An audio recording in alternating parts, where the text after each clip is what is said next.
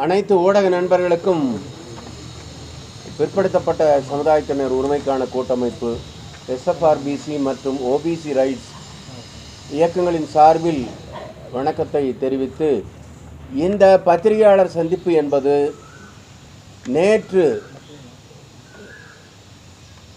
Cabinet committee for parliamentary affairs முடிவெடுத்து மத்திய அரசின் சார்பில் அறிவிக்கப்பட்ட வரும் மக்கள் தொகை கணக்கெடுப்பில், அதாவது 2021ஆம் ஆண்டே நடைபெற வேண்டிய மக்கள் தொகை கணக்கெடுப்பு அநேகமாக இந்த வருட இறுதியில் அல்லது அடுத்த வருடம் எடுக்கப்படும் என்று நம்புகிறோம்.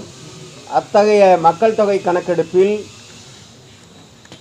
ஜாதிவாரி தரவுகளையும், ஜாதிவாரி தரவுகள் என்றால் அல்லது ஜாதிவாரி கணக்கெடுப்புனா ஒவ்வொரு கம்யூனிட்டி எத்தனை பேர் இருக்காங்கிறதில்ல, ஒவ்வொரு கம்யூனிட்டிலையும் பாப்புலேஷன் என்ன, அதுக்கு தகுந்த மாதிரி கவர்மெண்ட்டில் ரெப்ரசன்டேஷன் இருக்குதா, ஹையர் ஸ்டடீஸில் அவங்களுக்கு வாய்ப்புகள் கொடுத்துருக்குறாங்களா, அவங்களோட சமூக பொருளாதார நிலைமை எப்படி இருக்குது, இந்த மாதிரி தரவுகளை சேகரித்து அதன் பின் இந்திய அரசியலமைப்பு சட்டம் 342B பிரிவின்படி, இது ஏற்கனவே அரசியலமைப்பு சட்டம் இருக்குது, எஸ்சிபிசியில் தரவுகள் எடுக்கணும் அப்படின்னு 340லையும் இருக்குது.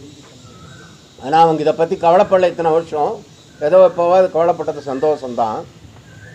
இதுபடி they have to find socially educationally backward கிளாஸஸ்னோட சோஷியோ எக்கனாமிக் ஃபேக்டர்ஸை அவங்க கணக்கு எடுத்து ஆகணும்.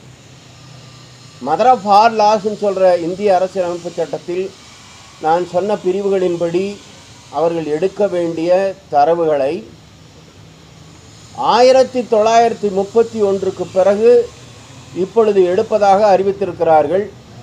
2011இல் மன்மோகன் சிங், மறைந்து போன பிரதமர் மன்மோகன் சிங் இருக்கும்போது காங்கிரஸ் அரசாங்கத்தால் எஸ்இசிசி என்ற ஒரு தகவல், இந்த மாதிரி சோஷியலி எக்கனாமிக் ஃபேக்டர்ஸ் அதை எடுத்தாங்க.